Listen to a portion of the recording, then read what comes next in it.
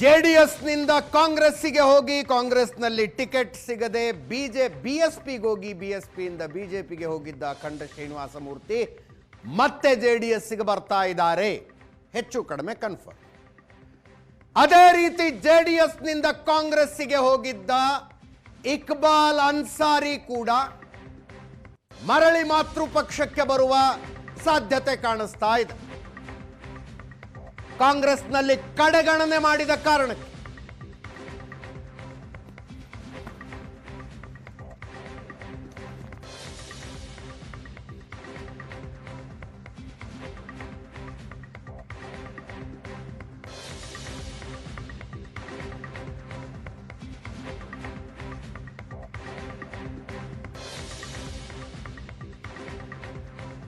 ಕೊಪ್ಪಳ ಕಾಂಗ್ರೆಸ್ನಲ್ಲಿ ರಾಜಶೇಖರ್ ಹಿಟ್ನಾಳ್ ವರ್ಸಸ್ ಇಕ್ಬಾಲ್ ಅನ್ಸಾರಿ ಒಳ ಜಗಳ ಇದೆ.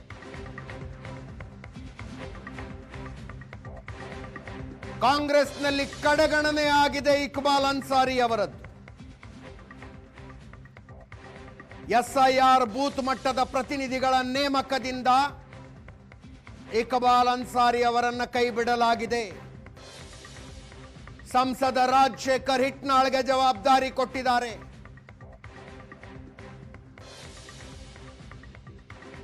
ಕೊಪ್ಪಳಕ್ಕೆ ರಾಘವೇಂದ್ರ ಹಿಟ್ನಾಳ್, ಕುಷ್ಟಗಿಗೆ ಅಮರೇಗೌಡ ಬಯ್ಯಾಪುರ್, ಕನಕಗಿರಿ ಮತ್ತು ಯಲಬುರ್ಗಾ ಕ್ಷೇತ್ರಗಳಿಗೆ ಶಿವರಾಜ್ ತಂಗಡಗಿ.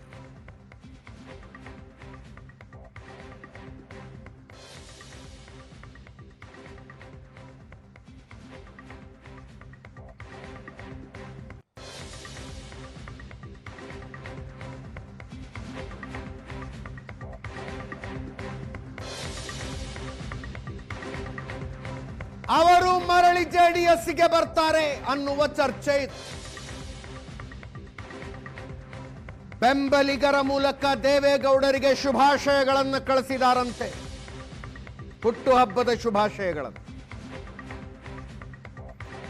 ಇದು ಕ್ಷಣಿಕ ಸಂಬಂಧ ಅಲ್ಲ, ಶಾಶ್ವತ ನಂಬಿಕೆ ಅಂತ ಅನ್ಸಾರಿ ಅವರ ಬೆಂಬಲಿಗರು ಹೇಳ್ತಾ ಇದ್ದಾರೆ.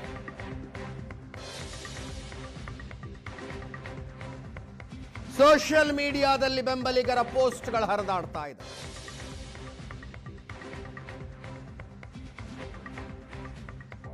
ಎರಡು ಸಲ ಜೆಡಿಎಸ್ನಿಂದ ಗೆದ್ದಿದ್ರು ಇಕ್ಬಾಲ್ ಅನ್ಸಾರಿ.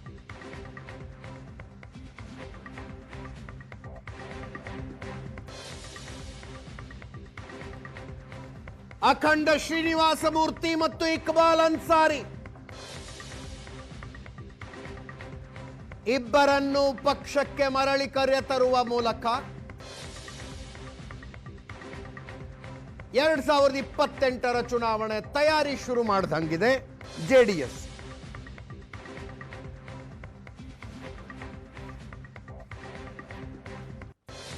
ಟಾರ್ಗೆಟ್ 75 ಅಂತಿದ್ದಾರೆ ಕೇಂದ್ರ ಸಚಿವ ಕುಮಾರಸ್ವಾಮಿ.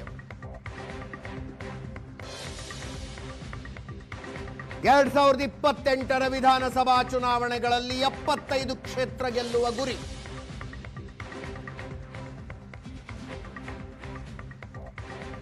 ಮೊನ್ನೆ ಚಾಮುಂಡೇಶ್ವರಿಯಲ್ಲಿ ಪಕ್ಷದ ಸಂಘಟನಾ ಸಭೆ ನಡೆದಾಗ್ಲೂ ಈ ಮಾತನ್ನು ಹೇಳಿದ್ರು.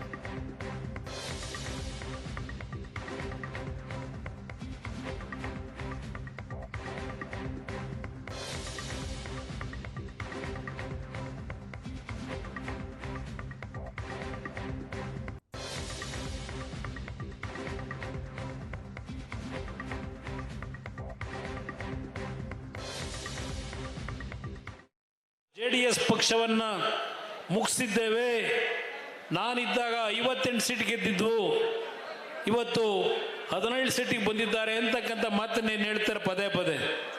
ಇವತ್ತು 17 ಸೀಟಿಗೆ ನಾವು ಬಂದಿರಬಹುದು. ಹಲವಾರು ಕುತಂತ್ರದ ರಾಜಕಾರಣದಿಂದ ಈ 17 ಸೀಟನ್ನು ಇವತ್ತು ಕರ್ನಾಟಕ ರಾಜ್ಯದಲ್ಲಿ 75-80 ಸೀಟ್ಗಳನ್ನು ಗೆಲ್ತಕ್ಕಂಥ ನಿಟ್ಟಿನಲ್ಲಿ ಕಳೆದ 5-6 ತಿಂಗಳಿಂದ ನಿಖಿಲ್ ಕುಮಾರಸ್ವಾಮಿ ಅವರ ನೇತೃತ್ವದಲ್ಲಿ ಸುಮಾರು 68-65 ಕ್ಷೇತ್ರಗಳಲ್ಲಿ ಈಗಾಗಲೇ ಯಾವೊಂದು ಜನತಾದಳ ಜನರೊಂದಿಗೆ ಅಂತಕ್ಕಂಥ ಕಾರ್ಯಕ್ರಮದ ಮುಖಾಂತರ ಈ ಪಕ್ಷಕ್ಕೆ ಪುನಶ್ಚೇತನಗೊಳಿಸ್ತಕ್ಕಂಥ ಕಾರ್ಯಕ್ರಮಕ್ಕೆ ನಮ್ಮ ಹಲವಾರು ನಾಯಕರುಗಳು ಇವತ್ತೇನು ನಿಖಿಲ್ ಕುಮಾರಸ್ವಾಮಿ ಅವರಿಗೆ ಭುಜಕ್ಕೆ ಹೆಗಲು ಕೊಟ್ಟು ಹೋರಾಟ ಮಾಡ್ತಾ ಇದ್ದಾರೆ. ನಾವು ಈ ಒಂದು ಕಾರ್ಯಕ್ರಮದ ಸಂಘಟನೆಯನ್ನು ಮಾಡ್ತಾ ಇರತಕ್ಕಂಥದ್ದು ಕುಮಾರಸ್ವಾಮಿ ಮುಖ್ಯಮಂತ್ರಿ ಆಗಬೇಕು ಅನ್ನೋದಕ್ಕಿಂತ ಹೆಚ್ಚಾಗಿ ನಮ್ಮ ರಾಜ್ಯದ ಪರಿಸ್ಥಿತಿಯನ್ನು ಎಲ್ಲಿಗೆ ತೆಗೆದುಕೊಂಡು ಹೋಗಿದ್ದಾರೆ. ಇವತ್ತು ನಿಮ್ಮಲ್ಲಿ ಕೈ ಜೋಡಿಸಿ ಮನವಿ ಮಾಡ್ತಕ್ಕಂಥದ್ದು 2028 ಜನತಾದಳ ಇವತ್ತು ನಿಮ್ಮ ಪಕ್ಷ, ನೀವು ಬೆಳೆಸಿರ್ತಕ್ಕಂಥ ಪಕ್ಷ. ಈ ಪಕ್ಷವನ್ನು ಗೆಲ್ಲಿಸ್ತಕ್ಕಂಥದ್ದು ನಿಮ್ಮಗಳ ಜವಾಬ್ದಾರಿ. ಇದನ್ನು ಇವತ್ತು ಹೇಳಲಿಕ್ಕೋಸ್ಕರವಾಗಿ ನಾನು ಈ ಸಭೆಯಲ್ಲಿ ಭಾಗವಹಿಸಿದ್ದೇನೆ. ಇವತ್ತು ಈ ಕ್ಷೇತ್ರದಲ್ಲಿ ಯಾವುದೇ ರೀತಿಯ ಗೊಂದಲಕ್ಕೆ ಅವಕಾಶ ಮಾಡಿಕೊಳ್ಳಲ್ಲ. ಗೊಂದಲದ ಅವಶ್ಯಕತೆ ಇಲ್ಲ. ನನಗೆ ಗೊತ್ತಿದೆ ಏನು ತೀರ್ಮಾನ ಮಾಡಬೇಕು ಅಂತ ಹೇಳಿ. ಇವತ್ತು ನಾವು ನಾಯಕರುಗಳೆಲ್ಲ ಕೂತು ನಮ್ಮ ಕಾರ್ಯಕರ್ತರುಗಳ ಭಾವನೆಗಳೇನಿದೆ ಇದೆಲ್ಲವನ್ನು ಅರ್ಥ ಮಾಡ್ಕೊಂಡಿದ್ದೇವೆ. ಅದರ ಆಧಾರದ ಮೇಲೆ ಚಾಮುಂಡೇಶ್ವರಿ ಕ್ಷೇತ್ರ ಯಾವುದೇ ಒತ್ತಡಗಳಿಗೆ ಮಣಿಯತಕ್ಕಂಥ ಪ್ರಶ್ನೆ ಇಲ್ಲ.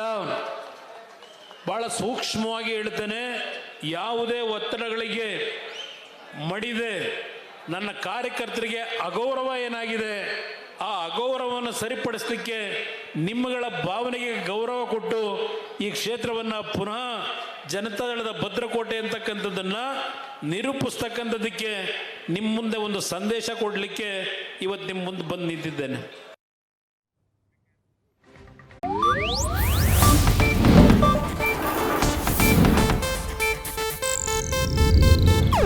ಇದು ಏಷ್ಯಾನೆಟ್ ನ್ಯೂಸ್ ನೆಟ್ವರ್ಕ್ ಪ್ರಸ್ತುತಿ.